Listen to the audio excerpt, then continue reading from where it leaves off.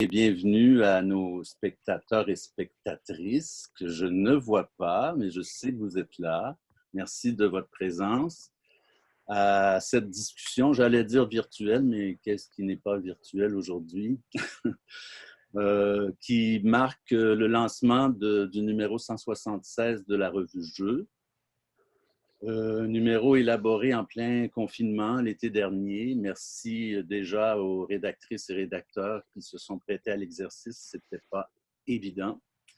Le dossier de ce numéro s'intitule « Engagement et éco » et explore les thématiques environnementales qui surgissent de plus en plus dans les œuvres auxquelles les artistes font écho, mais aussi plusieurs initiatives éco-responsables des institutions du milieu des arts de la scène. En ces temps de pandémie planétaire, l'urgence climatique est de plus en plus criante, il me semble, et appelle un engagement citoyen accru. L'éco-anxiété, de plus en plus répandue, affecte beaucoup les jeunes générations, mais je crois aussi les artistes, accentués d'ailleurs par l'inquiétude économique. Donc, on va essayer aujourd'hui de voir s'il y a des pistes de solutions, des idées qui peuvent surgir pour penser un avenir plus joyeux. Le mot-clé, me semble, est action. Je suis très heureux d'accueillir 4 personnes formidables par leur engagement. Un engagement durable et qui prend diverses formes dont elles pourront témoigner dans les minutes qui suivent. J'invite les gens de l'assistance à nous envoyer leurs questions par la fonction converser. Nous allons prendre vos questions à la fin de la table ronde. On a prévu une période pour ça. Les panélistes pourront y répondre. Dans ce dossier, notre collaboratrice Anne-Marie Cousineau a analysé 2 spectacles très différents, Bande de bouffons du Théâtre du Tandem d'Abitibi et Hidden Paradise d'Alix Dufresne et Marc Bélan de Montréal. 2 spectacles inspirés par les écrits du philosophe et sociologue Alain Deneau, inspirés en fait plus ou moins par ses écrits. Il y en a un qui est inspiré par une conférence qu'il a donnée, notamment au FTA, et l'autre est inspiré par une entrevue qu'il a donnée à Marie-France Bazot à la radio. Alain Deneau n'a pas trop besoin, je pense, d'une longue présentation, auteur de plusieurs ouvrages, essais sur des sujets comme l'extraction minière, les paradis fiscaux, le totalitarisme, la censure, et j'en passe. J'avais envie de l'entendre nous parler de l'impact que peut avoir le théâtre pour incarner des idées politiques, mais aussi les défis, nous parler des défis écologiques et sociaux auxquels l'humanité fait face aujourd'hui.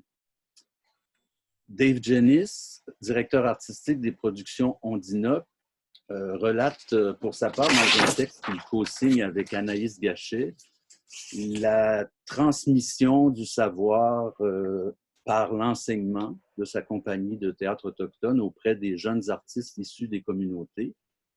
Un enseignement qui a beaucoup rapport avec la nature, les éléments naturels.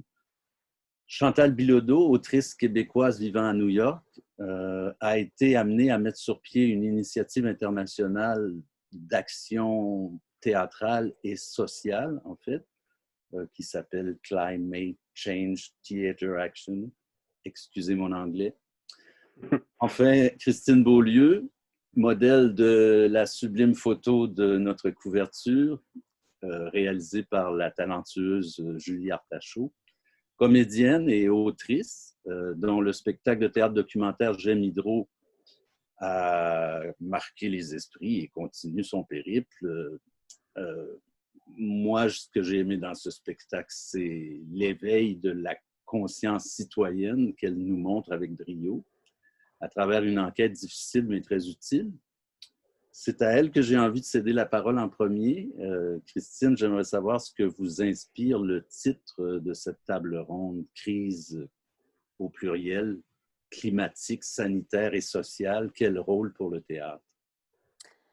Alors, ben, d'abord, je suis très heureuse de pouvoir converser avec chacune de vous. Merci Raymond d'organiser cette table ronde, puis à la Revue Jeu.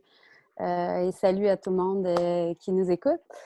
Bon, je pense que plusieurs choses. Je pense que tout artiste il est intimement lié à son environnement puis à sa société. Je pense que chaque geste de création témoigne d'un temps, d'une époque, puis des enjeux qui touchent puis entourent les créateurs, puis que ce soit une création qui parle directement d'un enjeu social, comme je l'ai fait avec Jamie Drault, ou que ce soit une création purement poétique et artistique. Pour moi, dès qu'il y a l'expression d'une émotion, ben même si c'est une émotion très intime, ça parle de ce qui nous entoure et de ce qui se passe dans notre monde.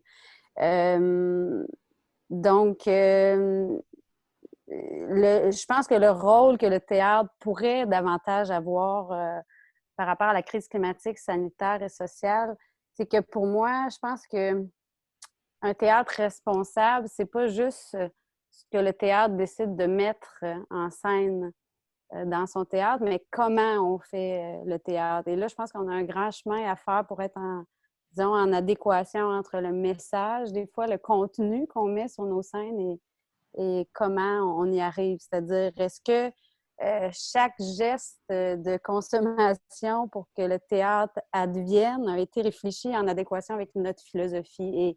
Et là, il y a souvent beaucoup de paradoxes que je pense qu'on a un beau chemin à faire pour y arriver. Et pour moi, c'est plein de détails qui sont super importants. T'sais, si on est des artistes en lien avec notre environnement, ben ça change plein de décisions qu'on prend par rapport à notre art. Ne serait-ce que le vin qu'on sert à notre entracte, est-ce que c'est un vin qui vient de chez nous, qui a été développé de façon éco-responsable? Est-ce que les décors qu'on fait, quelle sorte de matériaux on utilise, nos costumes? Est-ce que le bâtiment, y a-t-il quelqu'un qui a réfléchi? Est-ce que le bâtiment est efficace au niveau énergétique? Est-ce que toutes ces questions-là, on parle beaucoup de la diversité. Est-ce que concrètement, ça se répercute dans les employés qui travaillent dans nos théâtres? Donc, je pense qu'on a un beau chemin à faire pour que nos bottines suivent nos babines.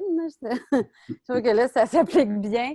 Puis que le jour où on va vraiment arriver à ça, ben le théâtre pourrait devenir, je pense, un exemple de bonne gestion pour que les autres milieux culturels et même au-delà du culturel nous suivent dans notre façon de faire. Donc, on dirait que c'est ça que le titre m'inspire. Voilà.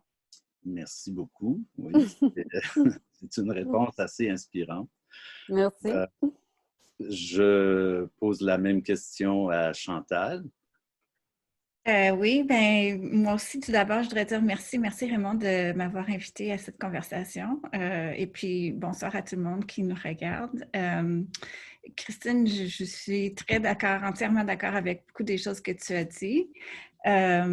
Et je voulais aussi dire merci à la Revue Jeu et merci à Raymond d'avoir juste présenté ces trois crises-là ensemble dans le titre parce que c'est rare, quoique ça devient de plus en plus présent, peut-être dans la dernière année, mais souvent ces choses-là sont considérées séparément.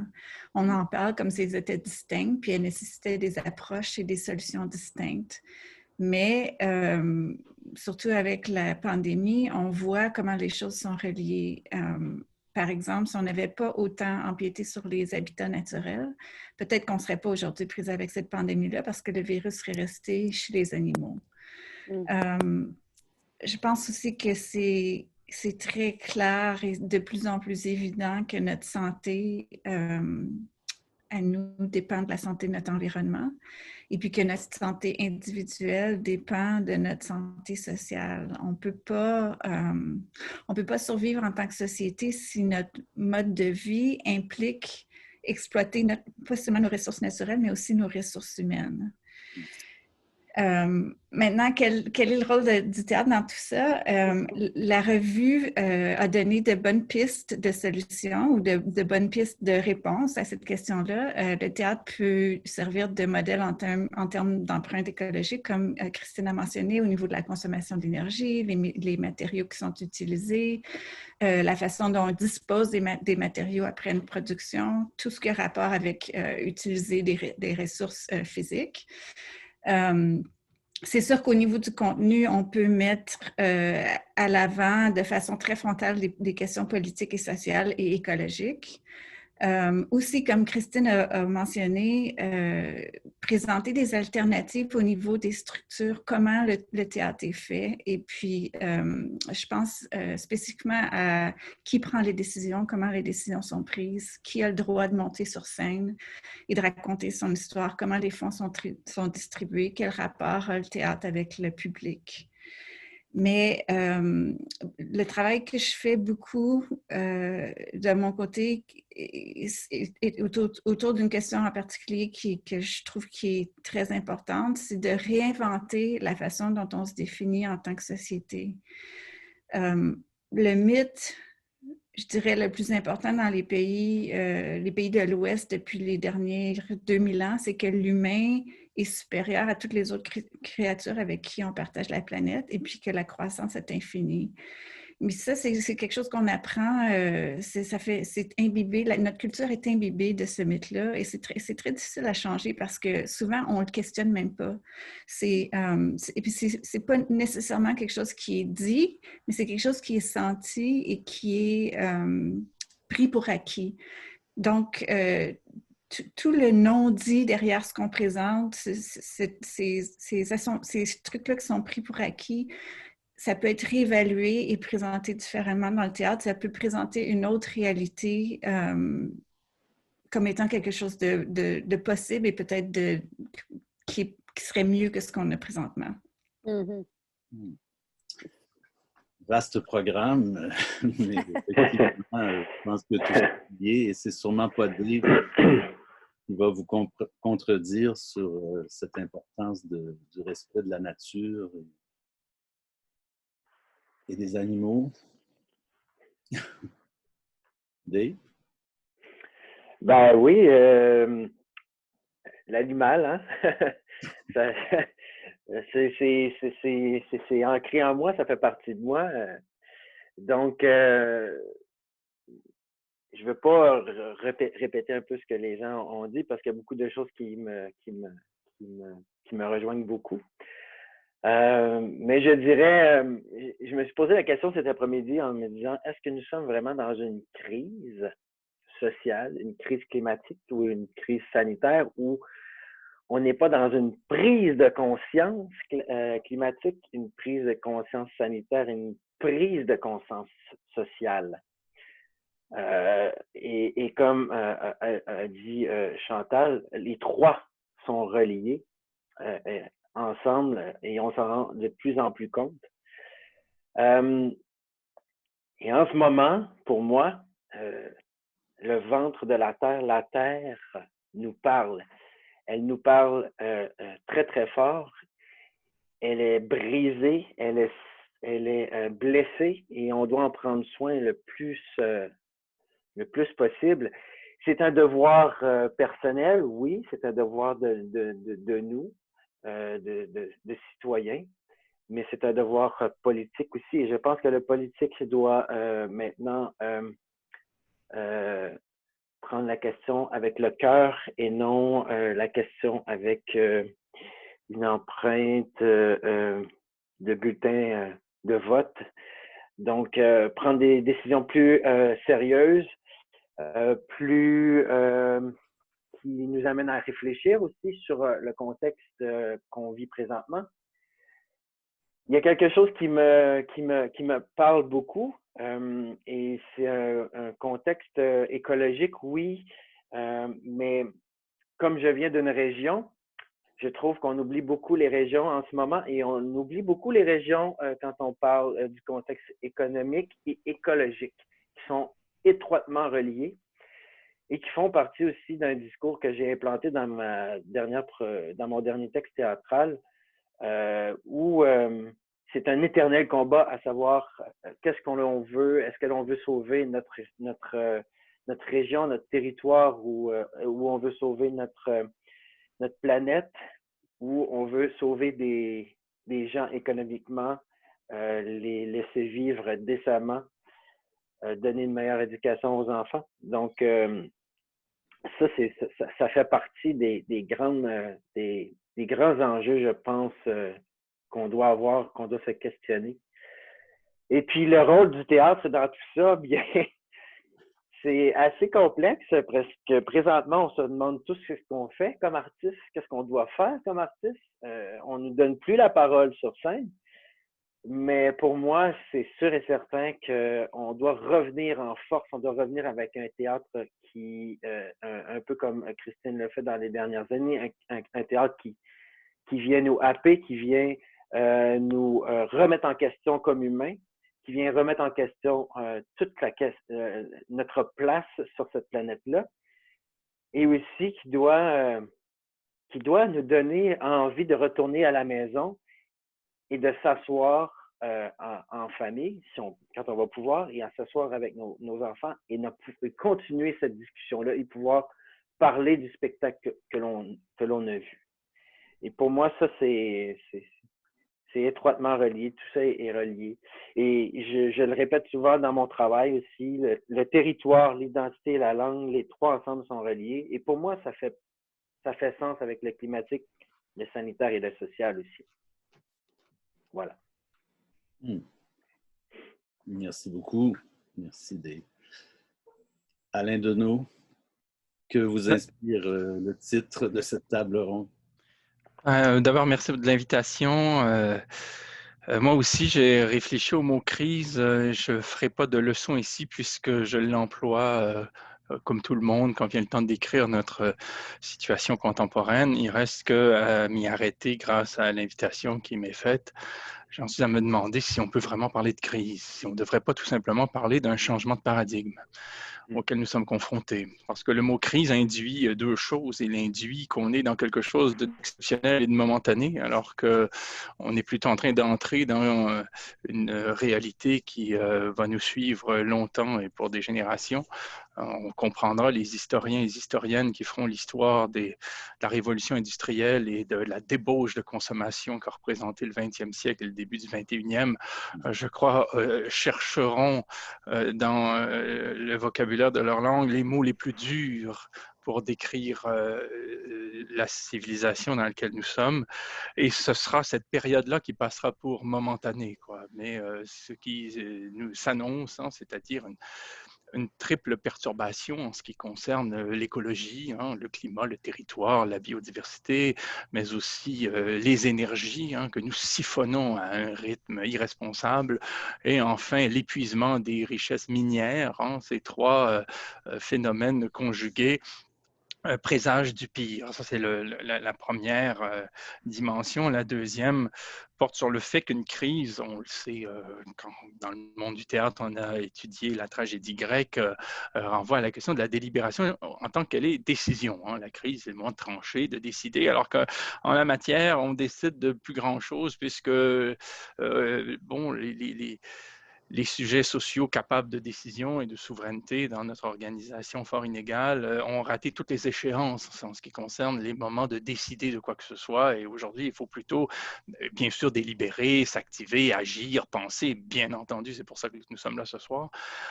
Mais plus sur la forme de l'adaptation, de la réaction, de l'anticipation que sous la forme d'une délibération en tant que la crise renverrait une réponse que sont capables de donner d'une manière entière des sujets politiques. Bon, le rôle du théâtre, quant à cela, moi je suis l'intrus ce soir.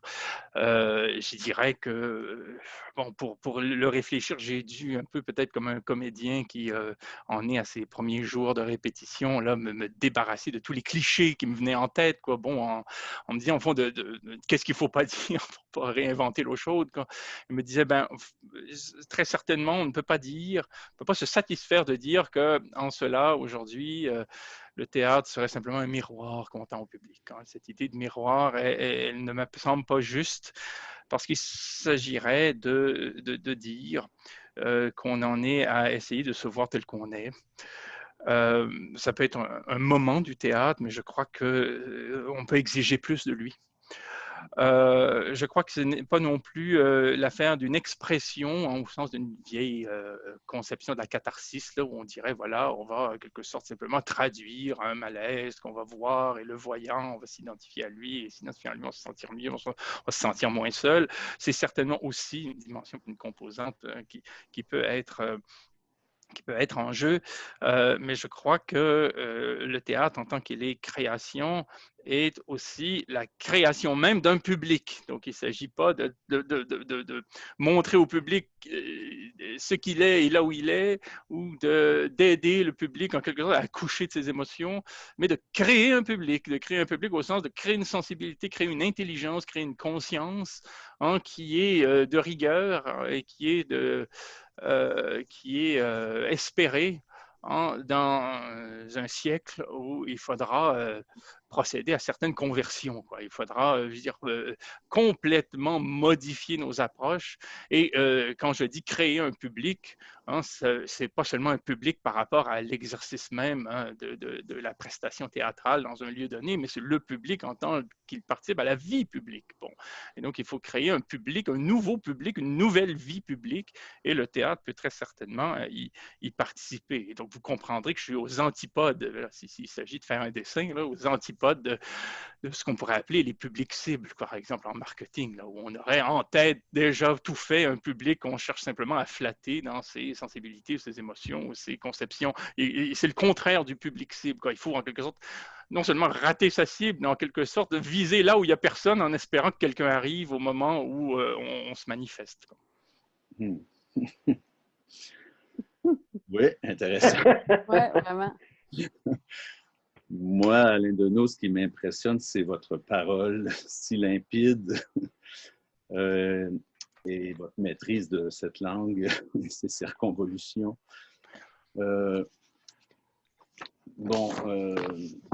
Oui, la crise, c'est une période, la définition du mot crise, c'est période pénible, difficile.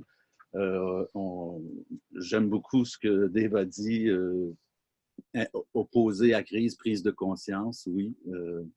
Parce que, bon, j'ai nommé 3 crises, mais on aurait pu parler de crise économique avec la montagne de dettes que le monde est en train de se bâtir. On aurait pu parler de crise des valeurs, des médias, de l'information, de la crise politique, le populisme qui fait des ravages partout, crise humanitaire, on connaît tous les crises, la crise des migrants, mais même quand on pense à Black Lives Matter ou à la situation difficile des communautés minoritaires dans nos sociétés favorisées, les Autochtones, par exemple, c'est de conditions humaines qu'il s'agit. Donc, c'est aussi, pour moi, une crise humanitaire. C'est social, bien sûr. Mais la plupart des crises durent un temps et se résorbent, mais ces dernières années, on dirait qu'elles ne font que s'additionner et durer, comme la pandémie actuelle. Comment réagissez-vous, Alain Deneau, au fait que les artistes aujourd'hui aient l'impulsion de créer des spectacles à partir de vos écrits, de votre pensée? J'ai parlé des 2 tout à l'heure qui sont mentionnés dans l'article, mais il y a aussi Cœur minéral de Martin Bellemare qui devait être créé au printemps, qui a été annulé. Vous dites que vous êtes l'intrus, mais je sais que vous êtes quand même assez proche du théâtre. Oui, donc, c'est un rôle de composition.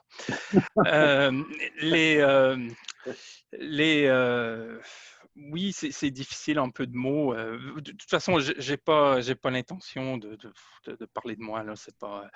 Et puis je suis peut-être le moins bien placé pour juger de ce qui a été fait. Je suis tout simplement ravi de voir un travail que l'on fait sur un certain mode être transposé au théâtre ou dans la bande dessinée ou sous d'autres formes. Ce que je peux dire par rapport au théâtre lui-même, et là je vais me répéter, j'ai eu quelquefois l'occasion d'en parler, je n'ai rien de plus à dire qu'une chose, là, c'est que quand on travaille, quand on fait un essai, on peut considérer, ou quand on fait des conférences publiques, on peut considérer que dans les deux cas, il s'agit respectivement quand même d'un genre littéraire et d'un art scénique. J'estime que l'essai appartient à la littérature autant que la conférence appartient aux arts de la scène, mais ce sont des genres sobres.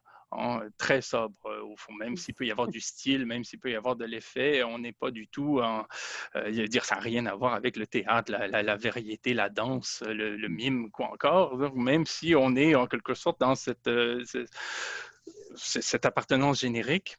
Et au fond, le travail en essai ou en conférence suppose en amont tout ce que l'université tend à censurer aujourd'hui, c'est-à-dire de l'émotion, un rapport sensible aux choses, des convictions, un sens de la vocation peut-être, je ne sais trop, un rapport à des lieux, un rapport à des scandales, un rapport à du malaise.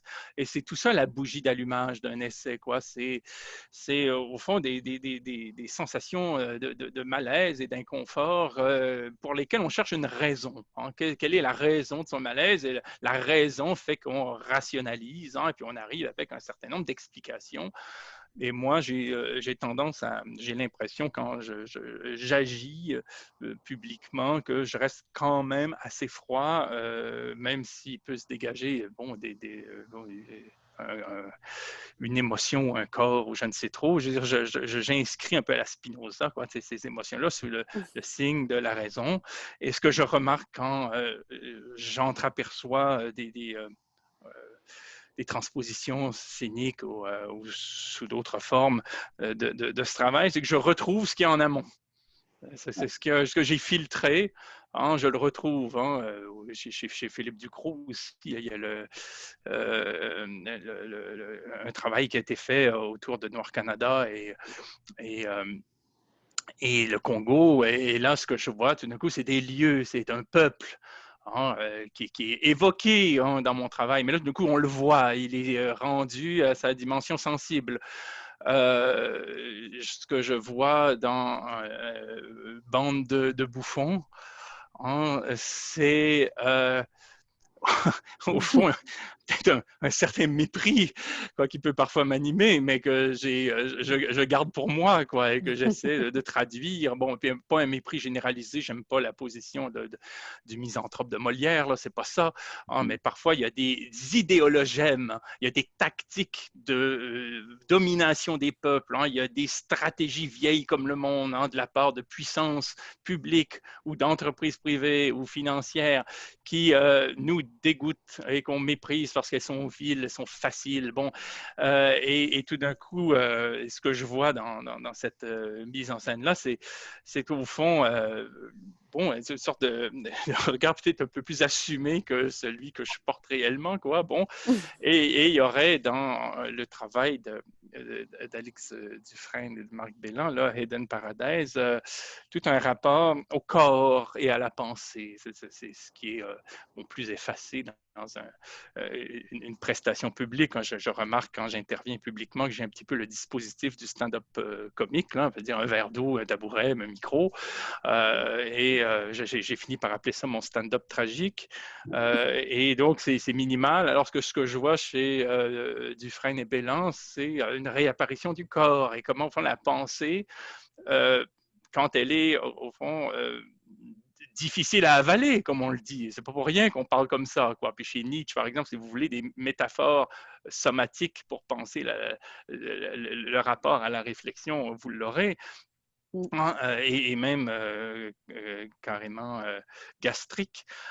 Si la pensée est difficile à avaler, c'est qu'il y a un conditionnement de la réception de la pensée dans notre culture. Et il y a des canaux qui sont prêts. Puis il y a, je veux dire, le sport, la météo, le vedettariat, je veux dire, les anecdotes politiques qui sont tout au fond formatées pour être comme ça, pré-mâchées, digérées. Bon, et là, ce qu'on voit, c'est un morceau qu'on a de la difficulté à encaisser. C'est le corps qui essaie de recevoir une pensée qui est difficile à encaisser. On pourrait aller chez Hölderlin après, parce qu'il y avait aussi toute une pensée de ce genre-là. Bon, je m'arrête là, mais je remarque que dans ces différentes propositions-là, il y a plus que ce que je fais, évidemment, et ce que je reconnais dans cet excédent ou ce surcroît, c'est des choses que j'identifie à l'amont du travail. Tellement intéressant, merci beaucoup. Je vais peut-être poursuivre. J'ai des réflexions beaucoup sur ce qu'on appelle l'éco-anxiété, l'angoisse qui est ressentie. On a une jeune rédactrice dans notre équipe de rédaction qui disait récemment, les jeunes qui commencent dans ce milieu du théâtre ou de la culture ont vraiment le moral à terre. Même avant la pandémie, les projets d'avenir pour les jeunes générations, ce n'était pas évident. La dépression saisonnière est décuplée en ce moment, surtout dans le domaine culturel. Difficile de voir une issue. L'art est présenté depuis 8 mois comme quelque chose qui n'est pas essentiel. Les artistes n'ont pas de filet social. Vous m'aviez dit, Alain Deneau, au téléphone, vous parlez de l'avenir, vous avez une vision de ce nouveau paradigme qui est peut-être en train de s'installer. Vous m'avez dit le théâtre va survivre à cette pandémie, peut-être plus que d'autres arts. Est-ce que vous pouvez développer là-dessus? C'est-à-dire que, bon, je dis souvent par rapport à mes derniers travaux que je m'adresse à mes contemporains, mais par rapport à un monde qui ne nous est pas contemporain, qui est à venir. Quand je lis un journal aujourd'hui, j'ai l'impression que l'essentiel appartient à un monde déjà révolu. Dire le capitalisme tel qu'il se déploie, la mondialisation industrielle et financière, le primat de l'extractivisme, du productivisme, du consumérisme, relève d'un régime qui est une étoile morte. Nous regardons une étoile morte. Ce régime-là n'a pas d'avenir puisque rigoureusement, là, ces conditions de possibilité, c'est-à-dire un pétrole abondant, abordable, des minerais comme ça, abordables, abondants, je veux dire, un écosystème qu'on peut surexploiter à merci, ne seront pas au rendez-vous longtemps. Et le problème, c'est que les marxistes se sont tellement trompés pendant des décennies, des générations à prédire la fin du capitalisme qu'on a fini par penser qu'il ne finirait jamais. Le problème, c'est qu'il va finir en nous entraînant dans sa chute. Et bien entendu qu'il faudra en revenir rapidement là, à un mode de vie qu'on peine à imaginer. Bon, et revenir, c'est peut-être pas le bon mot parce que ça donne l'impression qu'on va revenir comme si on retournait dans le passé. Hein. Ah oui, on va, bon. Mais il va y avoir sans doute des métiers qui vont se développer, le bricolage, la réparation. Il va y avoir peut-être, bon, je ne veux pas jouer au futurologue, mais ce qui est entendu, c'est qu'il y a un grand nombre de paramètres, d'habitudes, d'instruments, de pratiques qui sont aujourd'hui complètement intégrés et banalisés, qui vont sembler invraisemblables dans 10, 20 ou 30 ans. Mais là-dedans, s'il y a un art qui va être à sa place et qui va tout à fait, persister, c'est le théâtre. bien, on continue à raconter des choses. Le théâtre peut se faire n'importe comment. Il peut se faire, je veux dire, avec de bouts de ficelle. Il peut se faire. C'est Peter Brook qui dit que dès que quelqu'un regarde quelqu'un marcher, il y a du théâtre. Là. Bon, ça peut. Il y a vite du théâtre, quoi. Bon, le cinéma, c'est autre chose. Et puis même le genre de rencontre qu'on a ce soir, ce sera quelque chose d'inimaginable pour les générations futures. Je crois bien. Je me tourne vers Chantal Bilodeau, que j'ai rencontrée tout à fait par hasard à Bratislava en mai 2019, alors qu'avait lieu dans un festival qui s'appelle Nova Drama, où j'étais invité à un colloque sur l'environnement et les arts de la scène, événement qui se déroulait en anglais et en slovaque, où notre accent québécois nous a vite rapprochés. D'abord, Chantal, j'ai envie de te demander à New York comment est l'état moral des troupes. Oui, mais je pense que c'est pas mal partout pareil. Par contre, à New York, bon, d'après ce que j'entends de mes amis qui sont à Montréal ou au Québec en général, New York, les restrictions sont beaucoup plus sévères et ont duré plus longtemps. Pour deux raisons. La première, c'est qu'on a eu la crise très forte au tout début, avec un grand nombre de cas. Et la deuxième raison, c'est la densité de la population à New York. Donc, je sais qu'il y a des théâtres qui ont été ouverts au moins en partie au Québec et ça ne s'est pas passé du tout ici. Broadway a annoncé publiquement il y a déjà quelques mois qu'il ne réouvrirait pas avant juin 2021. Donc, il y a des petites choses qui se sont faites, des choses, mettons, à ampleur plus réduite qui se sont faites à l'extérieur, où il y avait possibilité de peut-être présenter pour 10 personnes, parce que je pense que pendant longtemps, le nombre maximum de gens qui pouvaient se rassembler, c'était 10 personnes. Il y a aussi des choses qui ont été faites virtuellement. Il y a eu certaines lectures. Il y a des auteurs qui ont écrit des choses spécifiquement pour le médium de Zoom. Mais je pense que pour la plupart, les artistes sont en attente, on ne sait pas. Et puis, c'est sûr que le milieu aussi... la façon dont la culture est financée aux États-Unis, c'est très différent. Donc, je pense qu'on n'a pas encore vu tous les retombées de la pandémie en termes de fermeture de théâtre. Il risque d'en avoir beaucoup. Ouais. Dans votre travail, il y a deux branches, je dirais. Il y a, je pense que c'est devenu une compagnie, The Arctic Cycle, mais c'est aussi un cycle de pièces que vous écrivez. Et il y a CCTA, l'organisme international. Est-ce que vous pouvez nous expliquer un petit peu de quoi il s'agit, comment ça fonctionne, quel est votre parcours là-dedans? Oui. Vous voulez entendre un peu des deux ou bien que je parle d'un des projets en particulier? On peut commencer par les Arctic Cycle, puis OK. The Arctic Cycle, c'est en effet maintenant une compagnie, mais ça a commencé par un cycle, comme ça dit, un cycle de pièces sur l'Arctique. Comme je suis auteure, j'ai toujours été intéressée à l'environnement dans ma vie personnelle, mais à un moment donné, il y a eu comme... je suis allée en Alaska, en fait, puis les changements étaient tellement... Ça fait un peu plus de 10 ans que ça. Les changements étaient tellement apparents. Et la conversation était tellement présente déjà pour ces gens-là que j'ai eu envie d'explorer comment on pouvait parler de ces sujets-là par le théâtre. Donc, après ce voyage-là en Alaska, je me suis intéressée au Canada, vu que je suis canadienne et aussi que notre territoire arctique est tellement grand par rapport au reste du pays.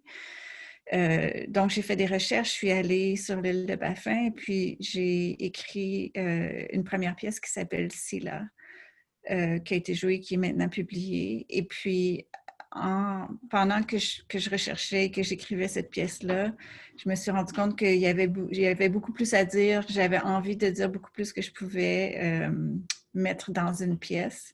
Donc, j'ai essayé de penser qu'est-ce que je pourrais faire d'autre qui créerait, si je n'écrivais plus une pièce, qui créerait quand même une œuvre qui se tient.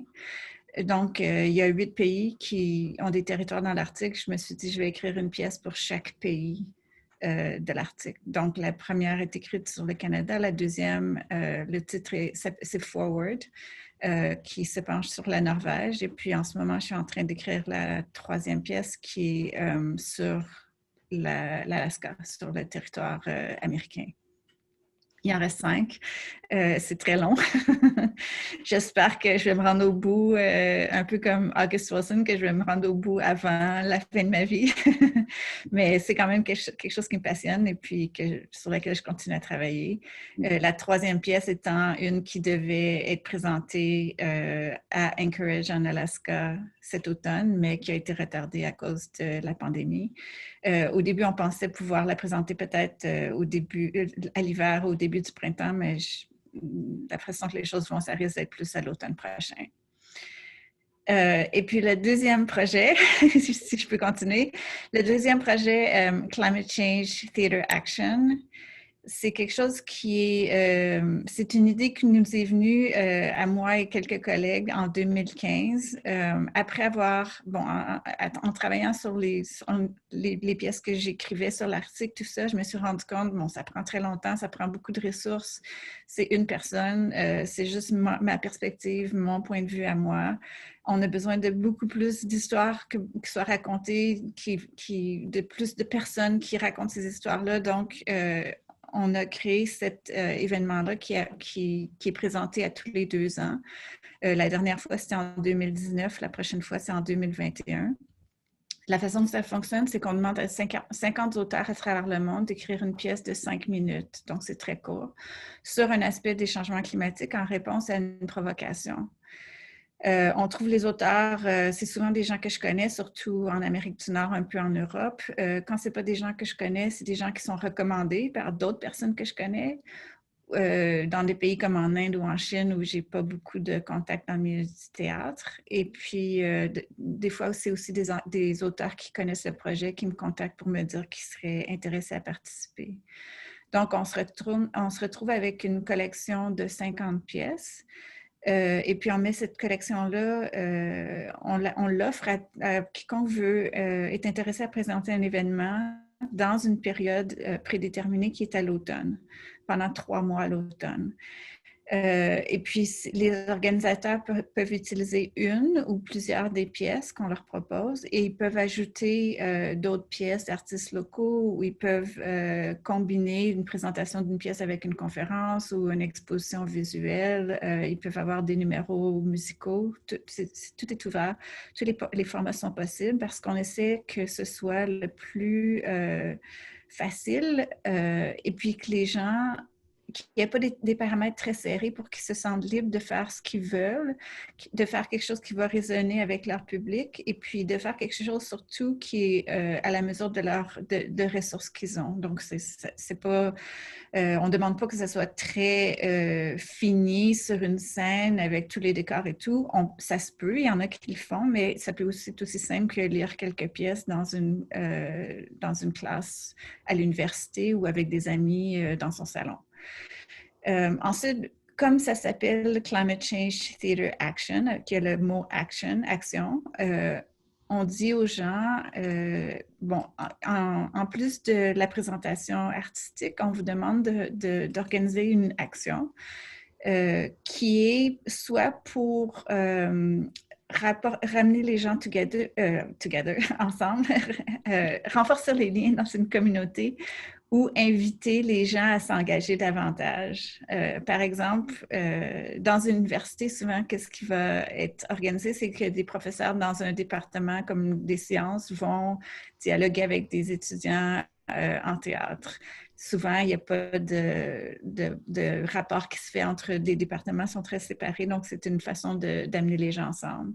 Ou il va y avoir des organismes environnementaux dans un certain endroit qui vont venir faire des présentations aux gens qui ont regardé les pièces. Maintenant, quand les gens ont choisi, ils ont fait leur planification, ils savent les pièces qu'ils veulent présenter, ils nous envoient les détails. Et puis, nous, on met tout ça sur notre site web, on les aide à publiciter leur événement sur les réseaux sociaux et on crée une sorte de mouvement pour que même si chaque personne individuellement peut-être sent qu'on n'a pas beaucoup d'impact, si moi je fais quelque chose et il y a 20 personnes qui viennent, ça semble très petit comparé à l'ampleur du problème, mais si on est 200 dans 30 pays à faire la même chose, ça semble beaucoup plus significatif et ça devient quelque chose de très motivant. Bon, puis à la fin, pendant tout ça, après, quand il y a beaucoup d'activités pendant 3 mois, nous, on passe notre temps sur l'ordinateur et à essayer de publiciser, de laisser le plus de gens possible savoir qu'est-ce qu'on fait. Et puis à la fin, on demande aux organisateurs de nous envoyer un compte-rendu de ce qu'ils ont fait, comment ça a été, et puis de nous envoyer des photos, des vidéos s'ils en ont, et puis on met tous ensemble et on essaie encore de continuer à publiciser tout ça. Et la dernière chose, c'est que les 50 pièces sont publiées dans une anthologie à la fin pour qu'elles puissent continuer à circuler, que les gens, même si la saison de Climate Change Theatre Action est terminée, les pièces peuvent continuer à circuler, puis les gens peuvent les lire et même les présenter. Je vois le temps qui file, c'est incroyable. Je pense que je vais adresser la prochaine question à vous quatre. En fait, j'aimerais bien qu'il y ait un petit dialogue qui s'installe entre vous par rapport en fait, les combats écologistes et la justice sociale. On dirait bien que c'est intrinsèquement lié. Je pense, on l'a dit dès le départ de cette rencontre, que tous ces sujets, tous ces dossiers sont liés. Comment vous percevez ça? Avec tout ce qui s'est passé depuis un an, j'offre la parole à qui veut la prendre.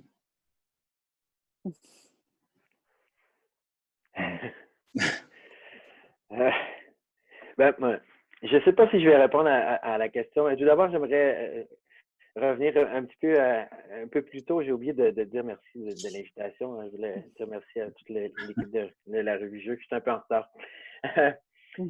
Mais moi, je suis vraiment abasourdi par le système économique présentement qui, malgré tout, je pense je suis sûr que M. Deneau va être d'accord avec moi, c'est comme si on n'avait pas eu assez, on n'avait pas eu notre leçon. Et quand je vois des dirigeants vendre leur action avant de soumettre un vaccin, moi, ça me met en feu. Et ça me dit que la Terre n'a pas encore compris qu'elle est malade, qu'il se passe quelque chose. Le système économique est affaibli pour les générations plus pauvres, les générations qui sont en bas de l'échelle, et les riches s'enrichissent encore plus en vendant leurs actions de pétrole, de ci, de ça.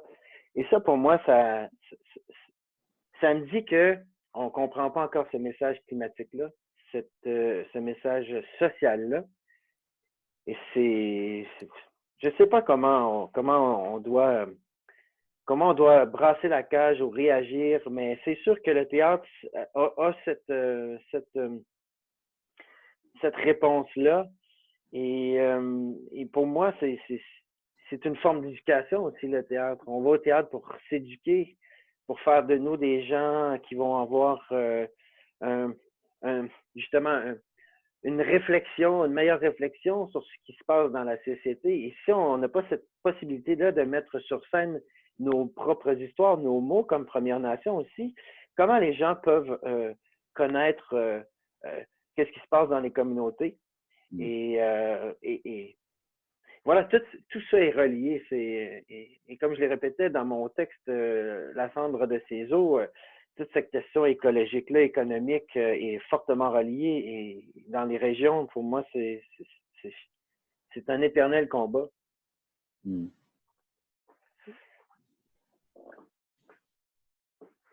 Oui. Deneau nous prédit la fin du capitalisme. c'est possible, mais c'est difficile de le voir bientôt. Non, il dit que le capitalisme va nous entraîner dans sa chute. Oui, j'ai compris. Tout à fait pareil. Je vois ma bibliothèque me tomber sur la tête. C'était pas Bertolt Brecht qui disait « Le bourgeois comprend la loi de la gravité seulement quand le toit lui tombe sur la tête. » C'est pas... C'est bien dit, ça aussi, oui. Oui. Moi, j'ai beaucoup parlé, mais je dirais peut-être juste un mot, si vous permettez, sur une sorte d'adéquation qui peut nous venir spontanément quand on est orienté politiquement, comme ça peut être notre cas. Là. Mais quand on regarde froidement les choses, il n'y a pas du tout d'adéquation aujourd'hui entre le mouvement écologiste et la justice sociale. Ça va de pair dans l'analyse, on est d'accord, mais ce n'est pas du tout compris comme ça. Ce qui est très préoccupant par rapport au mouvement écologiste, c'est qu'il a, de manière très marquée, si on s'y arrête, une droite et une gauche. Un courant libéral capitaliste et un courant, je veux dire, critique, révolutionnaire, si vous voulez, et avec, comme d'habitude, un centre mêlé là, où les choses s'amalgament dans une confusion bien troublante. Mais si on départage un peu brutalement les courants, je veux dire, aujourd'hui, je veux dire, la façon qu'on a de penser l'écologie appartient aux disciplines qui sont responsables du saccage. Hein, c'est cette histoire que l'on fait de la crise dans laquelle nous sommes est très répond beaucoup des sciences exactes, elle est très paramétrée, elle n'a pas de sujet, on analyse des variables assez abstraites. Bon, et aussi, elle est présentée par beaucoup d'acteurs comme étant, au fond, comme participant à un avenir qui inclut les grandes entreprises. Je veux dire, le capitalisme vert, par exemple, qui nous propose des voitures électriques, des batteries de pointe, des panneaux photovoltaïques, des tours éoliennes, est écocide. Je veux dire, il ne fait que déplacer les problèmes. On réduit la crise écologique au climat d'une part, et d'autre part, on nous propose des objets qui, effectivement, sont moins nuisibles pour le climat que ce qu'on avait auparavant sur un mode conventionnel. Mais on omet de dire que pour ce faire, il faut faire subir une pression inouïe sur le domaine minier, qui, lui, est très polluant à son tour. Donc, on déplace les problèmes, sans parler de la géo-ingénierie qui coule complètement de la guerre froide là, et qui consiste pour des sujets férus en technique de prétendre une maîtrise sur le climat, par exemple, ce qui est complètement fou, et toute la comptabilité des services écologiques où on va commencer à penser sur un mode dire marchand, ce que vaut une rivière, ce que vaut une forêt, bon, et en fait, le débat aujourd'hui, il porte sur l'influence trop grande qu'ont une certaine catégorie de sujets humains sur le vivant. Mais il y a toute une part d'écologistes, disons de droite, là, qui estiment il est correct qu'il en aille ainsi. La question, c'est de savoir comment on va administrer l'écologie, comment on va administrer le climat, comment on va administrer le vivant. Et on va simplement étendre le domaine de la gestion au vivant. Hein? Et ça, c'est un fantasme là, qui est vraiment très important, disons, à droite. Et tandis qu'à gauche, il y aura tout un discours sur la décroissance, sur un rapport spirituel au monde, sur une refonte régionale de la politique. Hein, et de l'activité productive, là, et sur un sens de l'entraide. Bon. C'est central. J'oubliais ce par quoi je voulais conclure, mais il y a quelque chose là de central et qui pose problème quand vient le temps de penser la question écologique. Je pense que Christine veut répondre, veut réagir. Non, mais je te suis, mais je me demande où tu te situes dans tout ça. C'est-à-dire que c'est vrai que personnellement, quand je me mets à, tout le temps, tous les jours, me questionner sur chaque affaire que je fais ou que je décide de ne pas faire, ou sais, on est tout le temps face à nos propres contradictions aussi, d'avoir une voiture, la décroissance versus acheter une nouvelle patente qui est toujours bien moins pire que l'autre affaire qu'on a, mais qui est quand même une autre patente. Tu sais, je veux dire, tout ce que tu viens de nommer, mais il reste que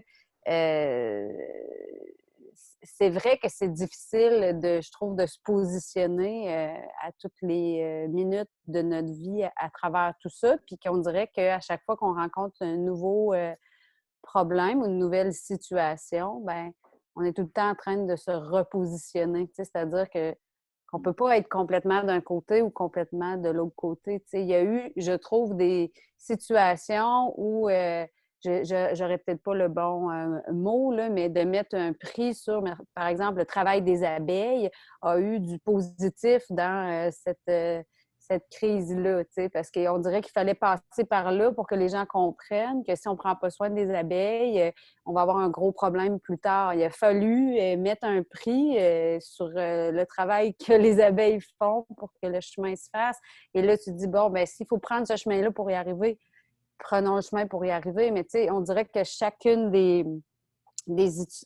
situations mène à un chemin différent. Tu sais, des fois, il faut vraiment aller dans la décroissance, puis d'autres fois, ben tu fais, ben coudonc, l'autre bidule va quand même faire une grosse différence si on va arriver à une prochaine étape dans un... En tout cas, je sais qu'on parle peut-être plus du théâtre, mais on dirait que ultimement, ça m'amène comme citoyenne à revenir à ce que je disais au début, puis à essayer de réfléchir à chaque affaire que je fais, de me questionner si je peux faire mieux ou pas du tout, poser ce geste-là ou le remplacer par autre chose. Ou, puis je pense que au théâtre, on n'est pas allé au bout de cette réflexion-là dans nos actions.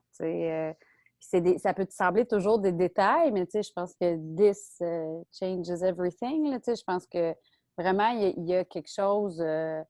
il y a souvent des paradoxes au théâtre, dans le milieu du théâtre, où tu vois une pièce de... Puis là, je vais y aller vraiment dans du concret super basique parce que j'ai besoin de tout ça dans la vie, mais on dénonce quelque chose sur scène, puis à l'entracte, la discussion après, tout le monde amène des bouteilles d'eau en plastique. Puis, on dirait que dans le geste, il y a comme une aberration qui se produit dans l'événement même. Puis je pense que j'ai le sentiment que ça va être dans chacun de nos gestes quand on réfléchit plus globalement à l'événement de ce que c'est que le théâtre, puisque c'est de ça qu'on parle ce soir, là, mais je pense qu'on pourrait le coller à n'importe quelle autre activité culturelle ou n'importe quelle activité commerciale, de se demander comment on peut faire mieux en étant plus... Puisque nous sommes conscients de notre environnement, comment on peut agir de façon plus consciente. Mais c'est parce que là, je t'écoutais, puis tu sais, c'est comme ce que tu dis, Alain, je l'ai toute déjà dans ma tête, cette contradiction-là.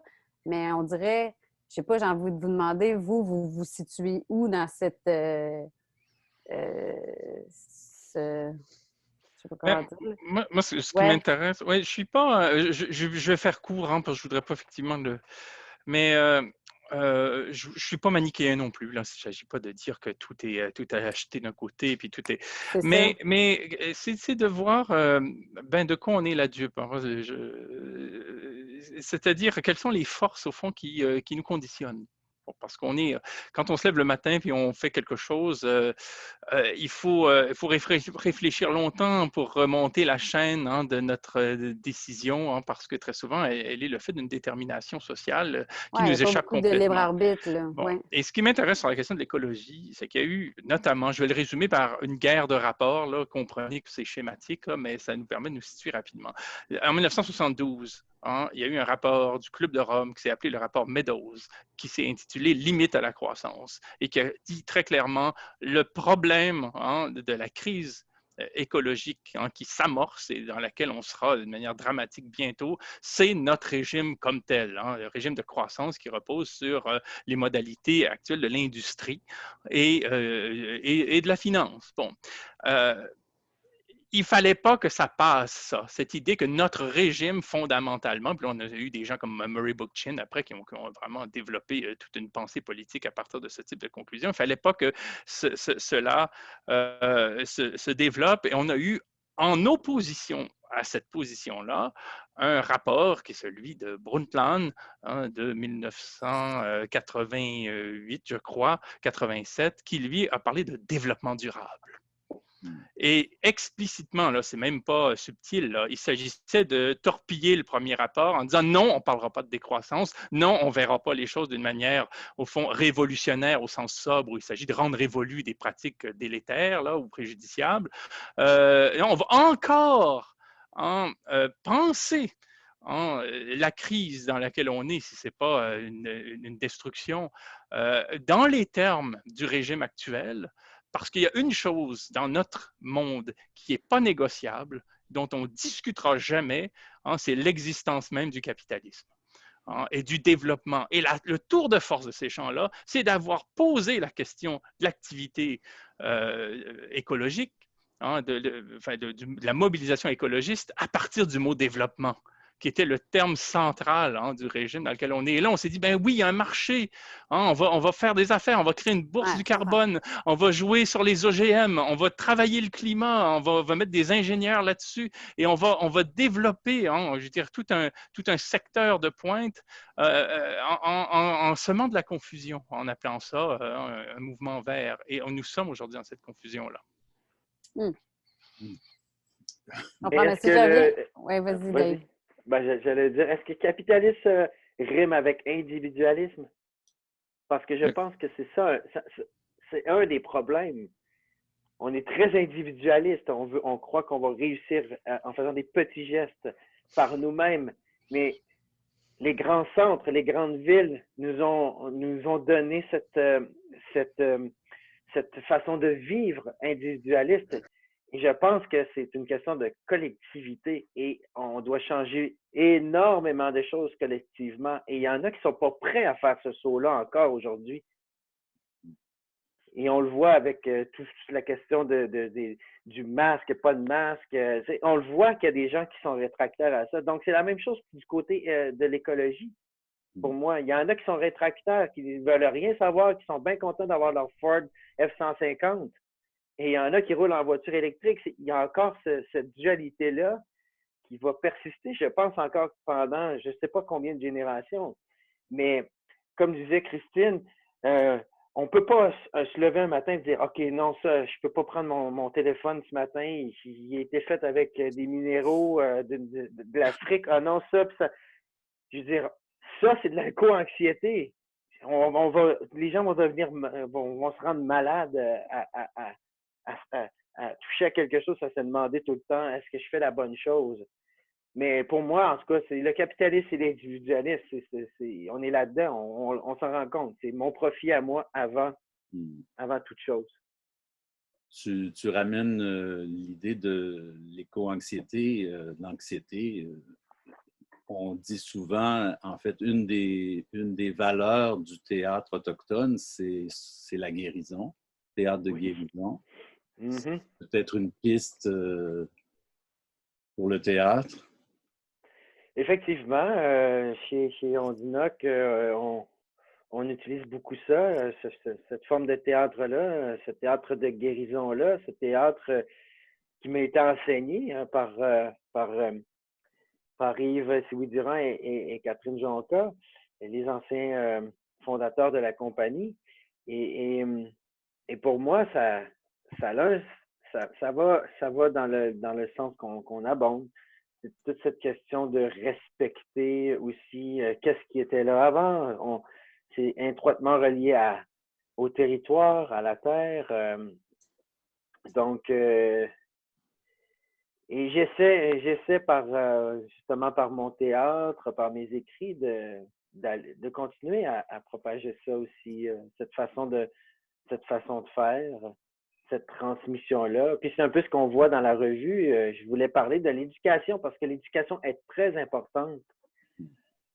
Sur tous les points de vue, pas simplement l'éducation des nations autochtones, mais je pense qu'il y a un choix à faire dans les cursus scolaires à venir sur justement comment gérer notre écologie, comment connaître nos voisins, comment connaître les gens qui sont à côté de nous, mais aussi comment fonctionne comment va fonctionner notre économie plus tard. Pas celle qu'on connaît aujourd'hui, mais celle qui va changer, comme dit M. Deneau.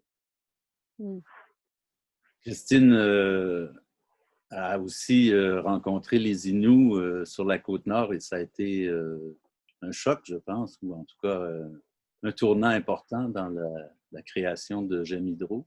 Mm-hmm. Qu'est-ce que pouvez-vous nous en parler un petit peu? Comment... Oui, bien, on le voit bien dans la pièce que... Oui, c'est difficile à exprimer. En fait, j'ai fait le mieux que je pouvais dans J'aime Hydro pour l'exprimer. Mais disons que depuis le début de ma recherche, j'étais en contact avec des gens du milieu de l'énergie. Disons qu'en général, ça se présente en étant un homme d'une 50, 60 d'années, habillé plutôt en cravate, veston, qui me reçoit en arrière d'un bureau. Tu sais, une affaire bien standard, je dirais. Ceci étant dit, standard pour plusieurs, mais très, très différent pour moi. Donc, tu sais, je sortais vraiment de mon milieu habituel pour aller en rencontrer un autre.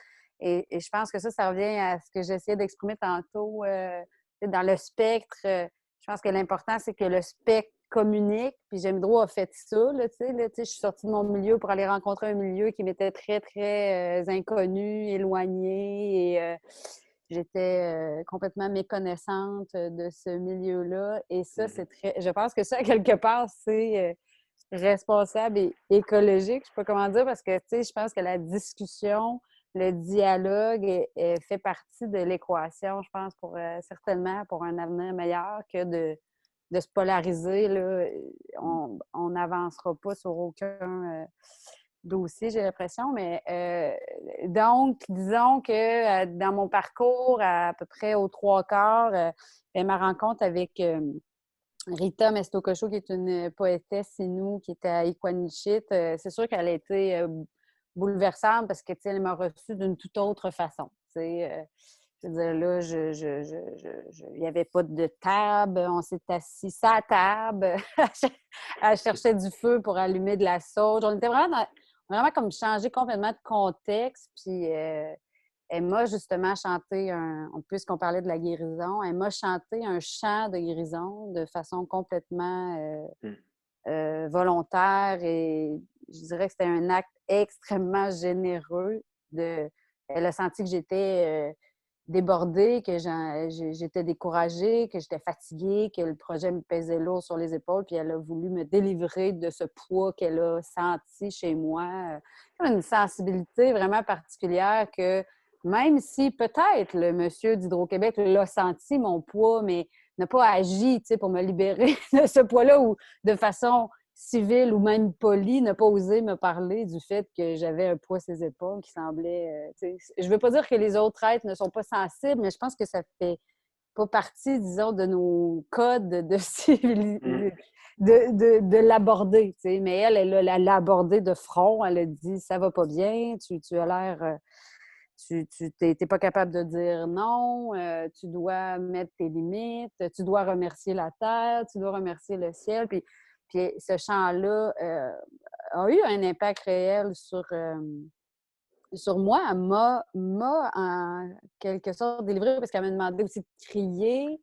Puis ça m'a délivrée, tu sais. Je veux dire, c'est bien concret, là. Tu sais, souvent, on parle de la culture autochtone comme quelque chose de bien superficiel, mais pour moi, mon expérience, le fait de physiquement crier, c'est quelque chose de très physique, m'a libérée.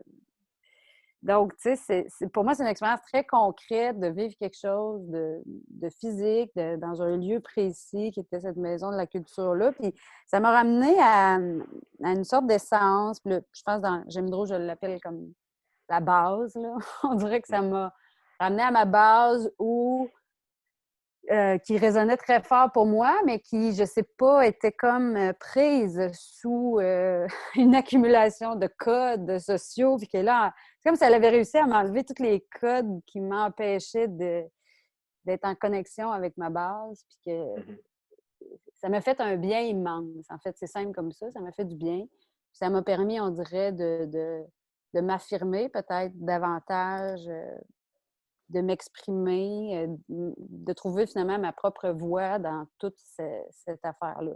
Donc oui, ensuite, je suis allée tourner un mois à Schefferville, un film avec, encore une fois, les Inuits, puis les Naskapi, puis je, je suis intéressée par ça de façon, je sais pas, naturelle. Hein, c'est pas... ça me fait du bien, puis ça m'intéresse. Puis donc, après, j'en ai reparlé à la fête nationale. Donc, je pense que, ouais, c'est quelque chose qui m'habite, puis c'est quelque chose qui m'a transformée. Puis je pense que, même par rapport à tout ce qu'on s'est dit ce soir, le contact avec les peuples autochtones, pas toujours, là, mais en tout cas, pour moi, peut me ramener à quelque chose d'essentiel qui fait peut-être beaucoup plus de sens avec, justement, les crises dont on parle, tu sais, je pense que ça peut nous faire beaucoup de bien de se rapprocher, parce que souvent, c'est ça que j'ai ressenti par mon contact avec les Autochtones, c'est le contact avec la terre, tu sais, comme remercier la terre, Tchinishkumitin, remercier le ciel, remercier la nature, finalement, de réaliser la chance qu'on a de juste être soutenu par la terre. Elle le disait comme ça, la terre te soutient. Je pense qu'on est rendu tellement... on s'éloigne, veut pas, de la nature. On vit dans nos maisons, en ville. Le contact avec la terre et les animaux devient parfois, pour certaines personnes, même inexistant. Les gens ne sont pas en contact nécessairement avec la nature et les animaux. Puis ce retour à cette conscience-là est très, très forte. Puis c'est sûr que c'est comme si j'avais envie que tout le monde... je l'ai mis dans le spectacle parce que j'avais envie... Je me disais, c'est vraiment bon pour la société puis l'humain de retrouver ce contact-là. Puis il faut que je le mette absolument dans le spectacle, même si c'est un moment très personnel qui était très difficile pour moi de mettre en scène parce que je crie mon nom. Tu sais, je veux dire, c'est... Au début, je me disais, ça se peut pas que je fasse ça sur une scène. Il y a quelque chose là-dedans qui était très, très intime, puis qui n'avait rien à voir avec le projet. J'avais vécu ça avec une poétesse, ça ne regardait personne. Mais c'est comme si à un moment donné, on s'est dit, il faut le mettre sur scène, justement. Peut-être que si ça peut avoir cet impact-là sur le public, eux aussi, prendre conscience qu'il faut remercier la terre, qu'il faut remercier le ciel, qu'il faut se remettre en lien de façon plus intime avec la nature, ben c'est comme si ça devenait mon rôle de le faire, là, tu sais. De montrer sur scène un moment qui m'a transformée en espérant que ça puisse en transformer d'autres. Donc, on dirait qu'à un moment donné, j'avais plus le choix ouais, de le mettre au théâtre. C'était de l'offrir aux spectateurs, aux spectatrices. Je ne sais pas si ça répond à la question. Je pense aussi qu'on a beaucoup de choses à apprendre des cultures autochtones et c'est vrai qu'on est assez loin de la nature.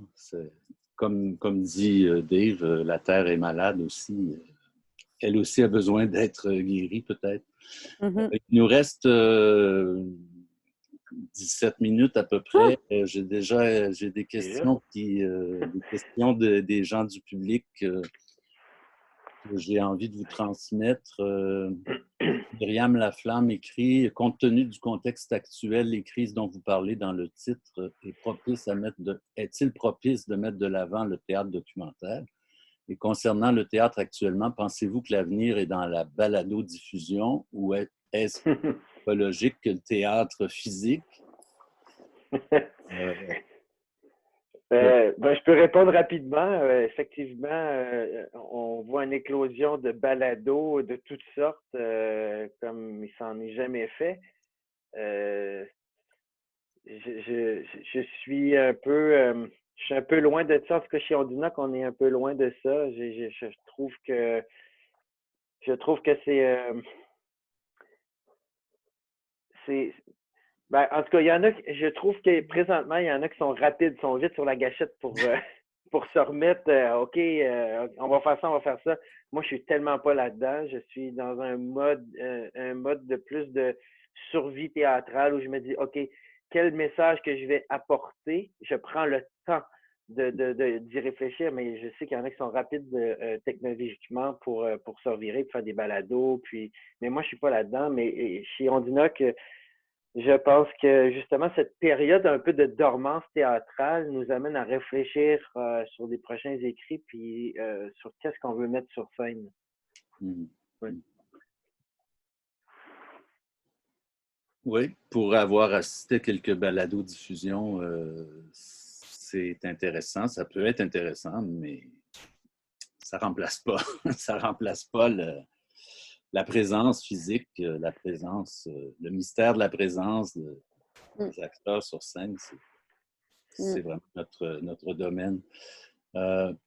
Il y a quelqu'un qui demande, Chantal, si les pièces de Climate Change Action seront disponibles en librairie ou est-ce qu'on peut se les procurer? Les anthologies sont publiées, on peut les acheter sur les Amazon. C'est sur Amazon Canada, celui des États-Unis. Il y en a 2 qui sont sortis, une de 2017, la prochaine 2019. En fait, je pense qu'ils sont déjà sur Amazon. Okay.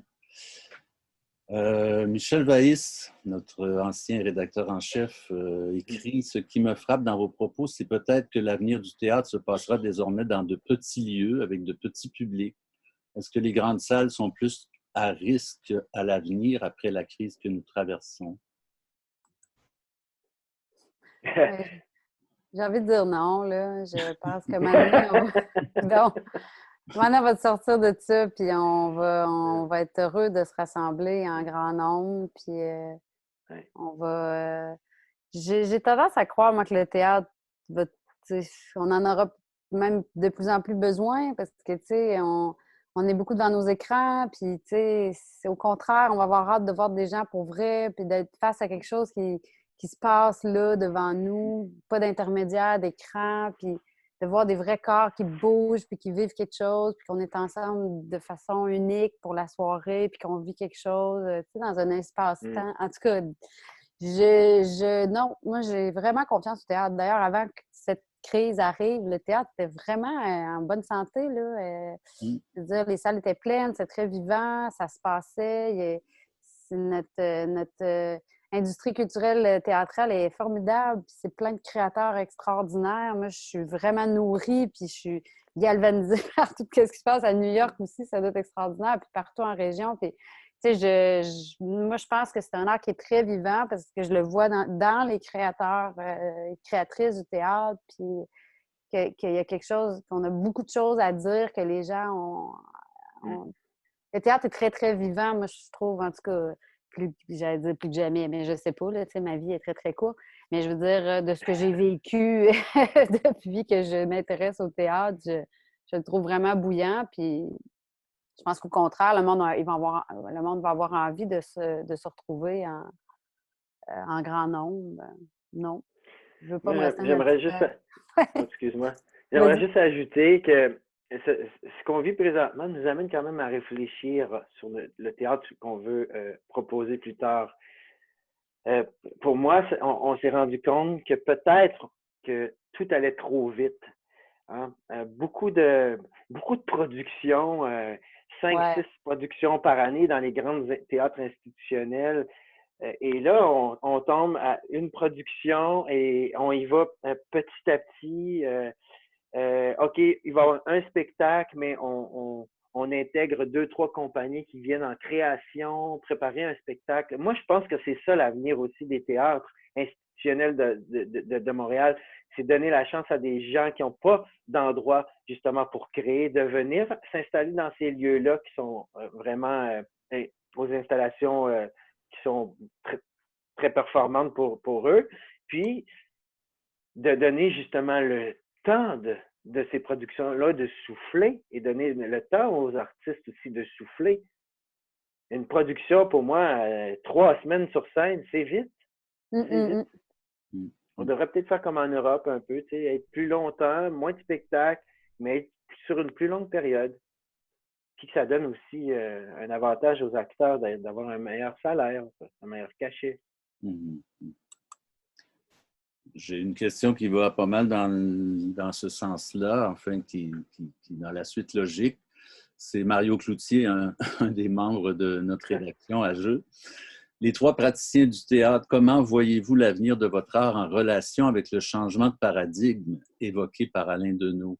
Par exemple, est-ce que le retour à un théâtre plus pauvre, de bout de ficelle, un théâtre peut-être plus physique qu'à texte, devant de plus petits publics, serait en mesure de toucher davantage les gens en rapport avec ce qu'on vivra encore longtemps? Et pour créer le nouveau public, faudrait-il qu'il soit davantage participant à un spectacle?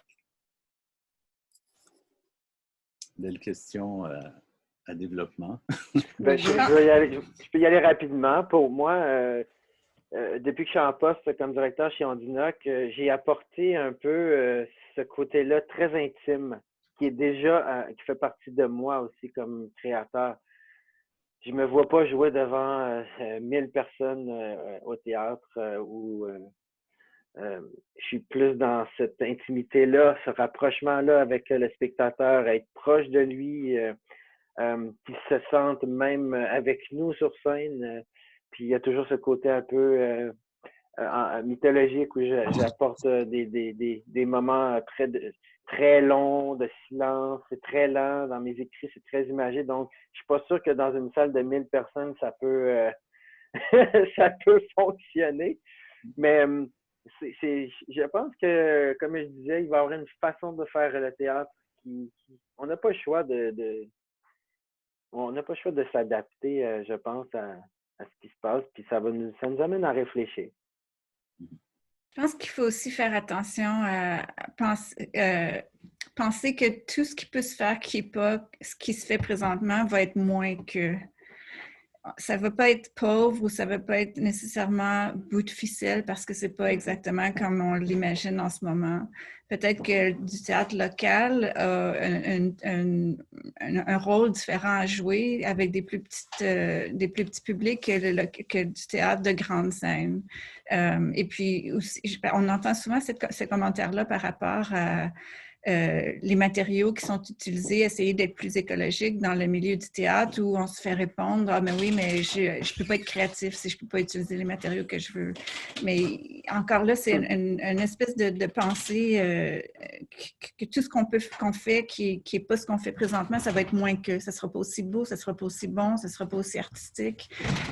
Mais c'est là où le changement de paradigme devient important. C'est pas... c'est un changement. On n'a pas nécessairement à mettre des valeurs dessus. C'est un changement. C'est quelque chose qui va être fait différemment.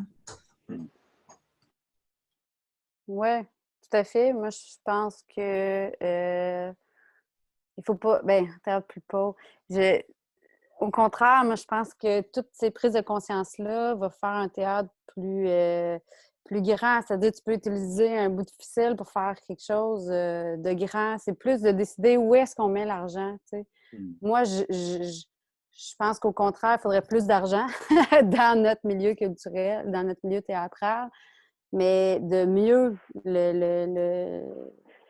l'organiser, de mieux décider comment il peut y avoir de très petits spectacles, de très grands spectacles, tout ça est bon, mais comment l'argent a été placé, où est allé l'argent, en fait, qu'est-ce qu'on choisit, c'est quoi nos choix, comment qu'est-ce qu'on fait? Puis comme je disais tantôt, là, si les gens de théâtre sont conscients de leur société puis de leur environnement, bien, il faut que ça apparaisse dans tous les choix qu'on fait avant que le théâtre advienne dans une salle. Puis il y a beaucoup, beaucoup de chemin à faire là-dedans mais c'est très motivant, je trouve, comme chantier, là, d'arriver à ça. Puis je sais pas, pour répondre à Mario, je pense que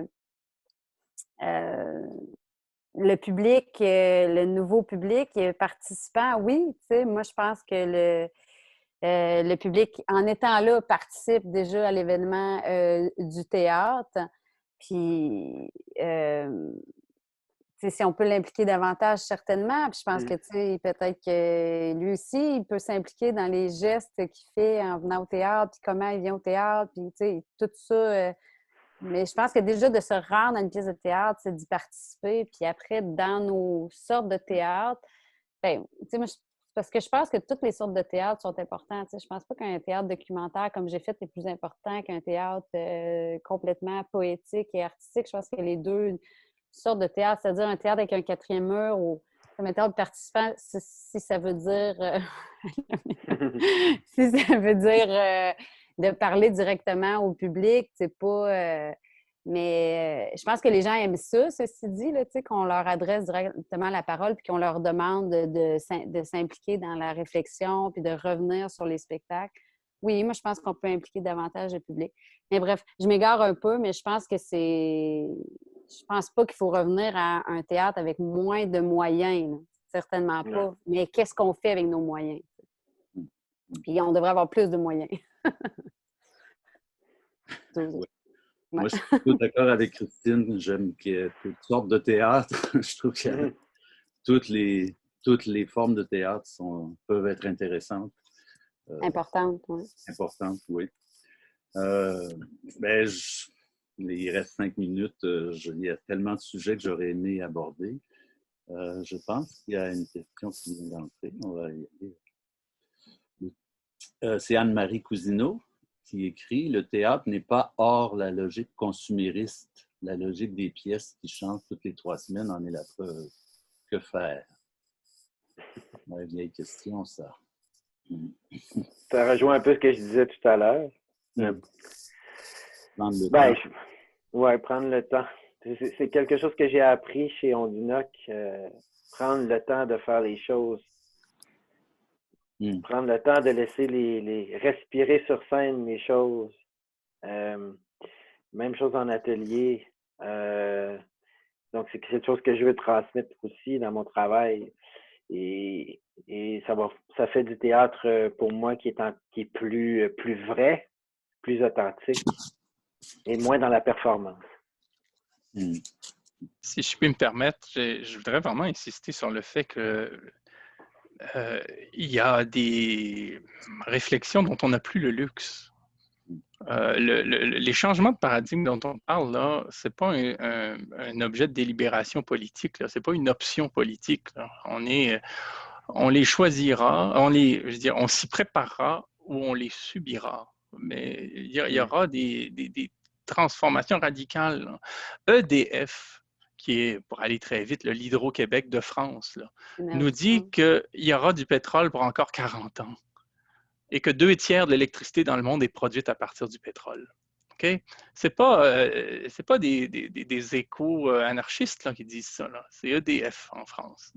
Je veux dire, 40 ans de pétrole, là, c'est qu'on est déjà en train de se demander là, comment on s'ajuste. C'est la fin de l'agriculture comme on la connaît. C'est la fin de l'informatique comme on la connaît. C'est la fin du voyage, des déplacements comme on les connaît. C'est la fin de la consommation. C'est la fin de beaucoup de choses. Mais c'est peut-être le début du sens. C'est peut-être le début d'aventures humaines où on va se découvrir des forces, des compétences, des capacités qu'on ne soupçonne même pas avoir maintenant. Mais il ne s'agit pas là, de délibérer. Je n'aimais pas trop l'expression de polarisation tout à l'heure. Ça laisse entendre qu'il y a des furieux sur les marges puis qu'au centre, il y a les gens sains d'esprit. Tout simplement parce qu'on n'est même pas dans un moment de l'histoire où on peut en quelque sorte délibérer en se disant est-ce que je suis capitaliste ou est-ce que je suis anarcho-écologiste, dans le sens où la transformation sociale qui s'annonce est incompatible avec le pôle le plus important, là, qui est le pôle technoscientifique et industriel là, qui nous gouverne.